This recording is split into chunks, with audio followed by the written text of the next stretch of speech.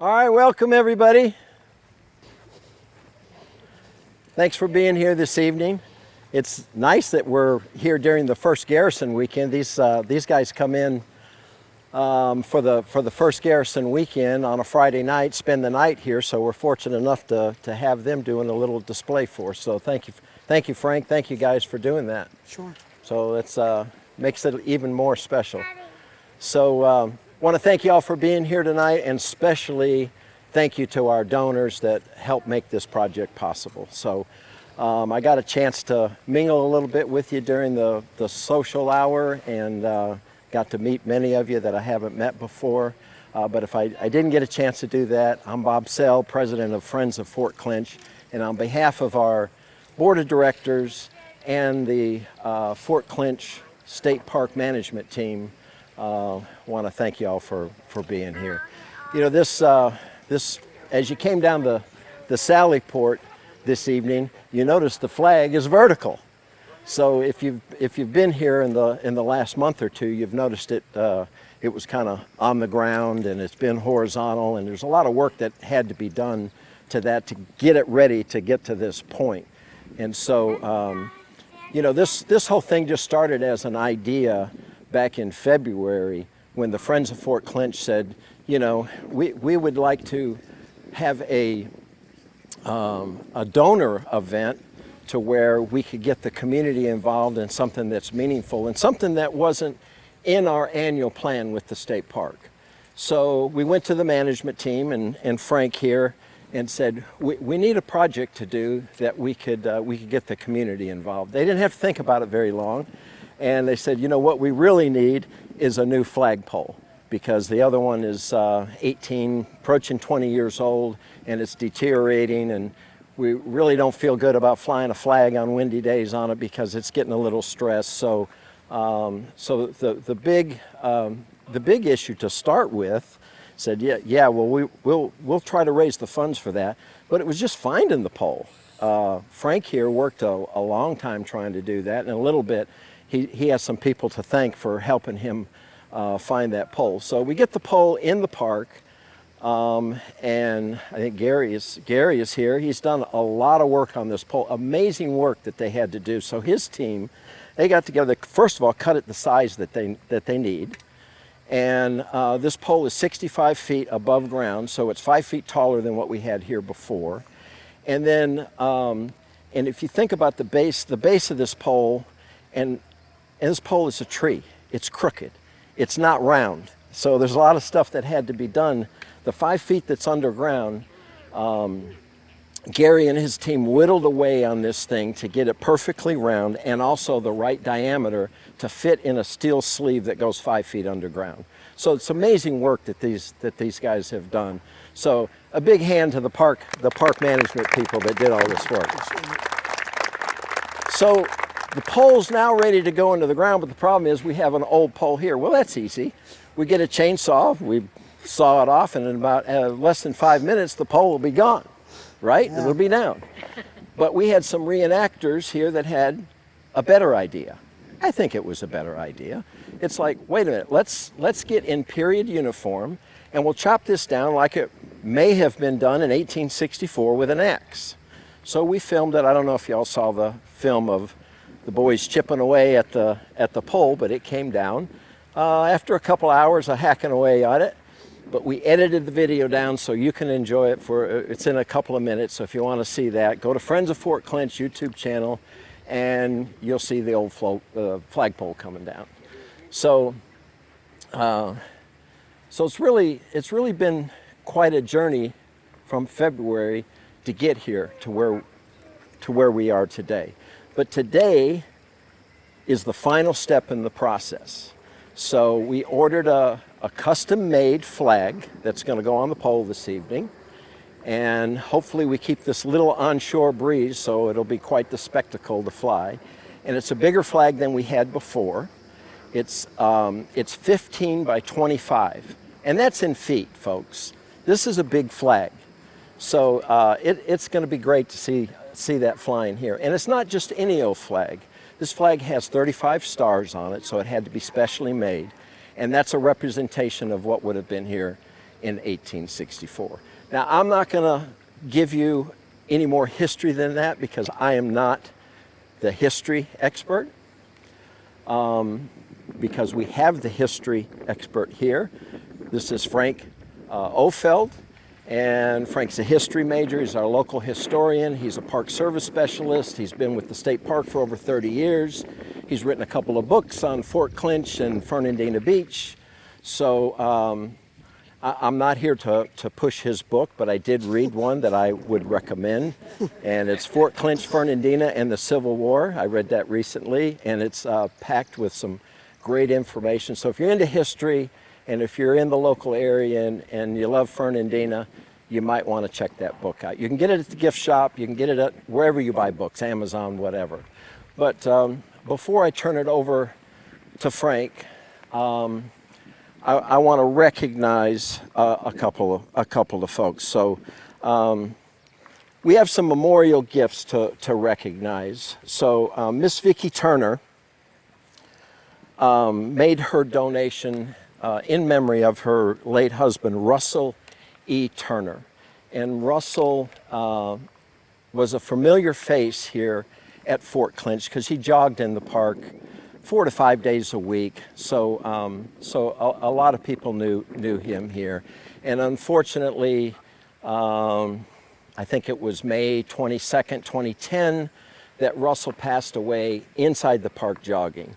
And so it's kind of a special donation that Vicki left us. So, and then Marion Dahl in memory of Captain Ed Wiedemeyer III. And so, Vicki and Marianne, thank you for honoring your loved ones in such a meaningful and lasting way. And with that, I'll turn it over to Frank, and he'll maybe give you a history lesson. I don't know, maybe we can talk him into that. And then he'll raise the flag for us and maybe get you all involved helping doing that. So Frank, I'll turn it over to you. Awesome. Oh, hey, thanks so much for coming out. This means so much to me. I've had the opportunity to see 3 flagpoles be replaced here, and this was a real challenge for me this time around. We had contacted the paper mills, we went to the electric companies, and nobody wanted to really give us anything. They were like, oh, we're too busy, don't have time. I contacted 14 crane companies to do the installation of this pole. They all turned us down, all but one, Matt Crane. And they came out, they worked the numbers, they looked at it, they discounted the price, and they brought in their big industrial crane, parked it outside the fort, lifted over the fort with their crane, lifted this pole up, and put it in the ground. And it's funny, they did that in 20 minutes. But it took them half a day to set the crane up, and it took half a day to break it all down and get out of it. So exhausting to try and find the flagpole. So we were out at Hagen Ace, and we'd seen a pole out there in their shop, and we're like, huh, there's a pole right there. I wonder if they sell telephone poles. And they do. They sell them for setting up on your property. So we went there, and they directed us to Macy. Macy's here. Come on up here, Macy. Woo! Y'all need to, you really need to, we would not have this flagpole if it was not for Macy. She exhausted all their vendors. She's going to tell them briefly how you found this pole. Well, when he first came to me with the project, of course, I was like, oh, no problem, like every other project. And then I realized these monstrosities aren't just sitting everywhere on the side of the road or on a shelf. So then I pretty much was like, what am I going to do? After countless calls of good luck trying to find that, I kind of had some help outside of work, and I had somebody tell me, hey, try this vendor. I called them. They couldn't help me very much, but they said, try our distributor. And then that's where the whole breakthrough happened. They not only were amazing to work with for Hagen Ace Hardware, but they were also amazing to work with for the fort. I mean, they delivered this huge thing on a truck. I mean, imagine driving this thing. But it's just, the whole point is, maybe a little bit of stubbornness and persistence might pay off in the long run. So, but yeah. Absolutely. Yeah, I mean, if she had not worked to give her around, we wouldn't have this pole. I mean, there's been times in the past where people said, we just can't help you and we're done. There's nowhere to go. But she didn't give up. She kept working it. And because of that, with her and Hagen Ace, we were able to actually get a pole. And this is a marine grade pole, so we're looking like probably 25, 30 years of it lasting. So it'll be here probably long after I'm already gone and retired from here. But it is great to have that type of connection with the community, and for Hagen to be able to work as hard as they did to get us. And they also got us a lot of other resources. Macy tracked down, got us the ropes, they got us the pulleys at the top. We needed marine grade stainless steel pulleys because we just don't have the ability to scale this to go up there and replace pulleys. So they got us a lot. She really worked hard to get us all the components, and it was getting downtown to the crunch time where, we had to have this up in the ground before the 4th. And she came through for us. So yeah, she did an amazing job for us. Just a brief history about flagpoles. You've been on your feet, you've been out here for a while. So the first flagpole installed was actually installed by the Confederates. They erected the first flagpole on April 8th, 1861. They took over the fort for 11 months. They made the decision that they weren't going to hold on to Fernandina and the Cumberland Sound defenses in Fort Clinch, and they decided to abandon it. And so they were given orders to cut down the flagpole to prevent the enemy's use of it. So they showed up here with a detachment of soldiers in the Fernandina Volunteers, and they literally cut down the flagpole.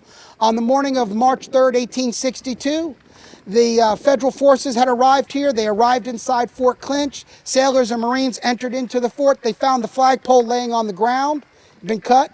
They then took their ship axes, cut it down again, and carried it to the North Bastion, erected it, got it up, and pulled the stars and stripes over Fort Clinch, making Fort Clinch the first United States fort to be recaptured by U.S. forces after being in Confederate hands for 11 months. So we're the first fort to be back under the flag of the United States after being occupied by Southern forces. Well, that flagpole only stayed up there a few months. And Captain Sears, the chief engineer in here, said in late March that he had directed the men to start prepping for work in and around the fort. And he directed one particular gentleman, and that gentleman was the orderly sergeant here at Fort Clinch, which was Sergeant George D. Hughes. And today, where's he at? He's here.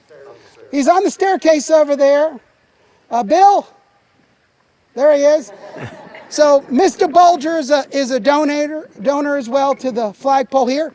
He is the only living relative of Sergeant Hughes that served here at Fort Clinch, who was given the orders by Captain Sears to erect the new flagpole on the parade field over the fort by the Union Army. And there's his relative right there. So yeah, so we have Bill Bulger here as well. So we've got the flag here, and we'd like to have some of you come up and help us untangle it here, roll it out, and we'll get it on the other side here and get it situated, and we'll go ahead and we'll clip into it. We'll have Macy come up and a couple others, and get Mr. Bulger if he wants to come up, and we'll get that flag to go up this pole. One thing I'll mention, that if we do get this up on the pole today, which I assume we will. Yeah. This was our goal in February, to make sure, that was the main thing. We have to get this done by 4th of July. And it's like, it's February. Of course we'll get it done by 4th. I checked the calendar. It's the 3rd today. Yeah, so, it was. So my only thought about all this, we didn't want to rush into anything. But let's get it done. Let's go. All right, y'all come on up. Come on. Give us a hand. Let's take it this way. Grab it there. All right, it's got some weight to it, so we're going to try and open it up. We need y'all. Come on up. Where am I going? Anywhere? Yep, we're going to stretch it out like you do at a football game. There you go, buddy. It's pretty heavy. It's got some weight to it. It's got a lot of weight to it. All right, so there it is. Woo! All right, now we got to stretch out. We got to walk this way and come around the other side of the pole here. Okay, here we So go. let's come around. Forward. Mark. All right, now we'll come forward toward me. All right, now we're going towards the pole. Yep. Ooh, All this is right. exciting. Somebody else want to come over, trade corners with me? There you come on this side here. All right. All right. right, grab right there. Let's see if we can get this joker to go.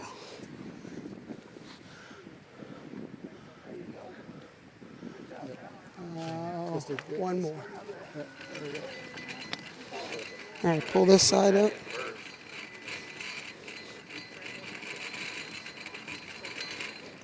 All right. All right, there's our first clip. And we had to measure this out to make sure we had it right. There's a second clip. All right, come around.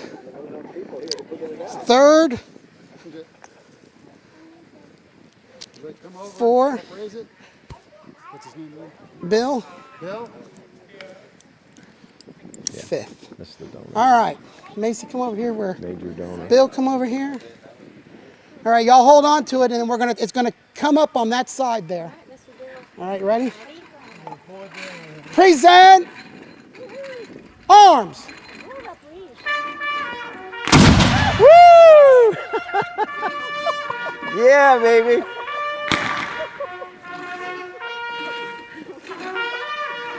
Keep going. You might want to help Macy there, Gary.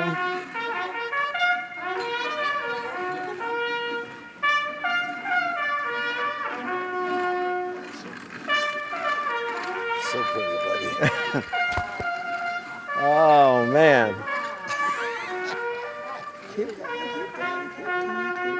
Keep going a little bit more. Pull it Woo! up. Good. Yay! There. That's pretty exciting, huh?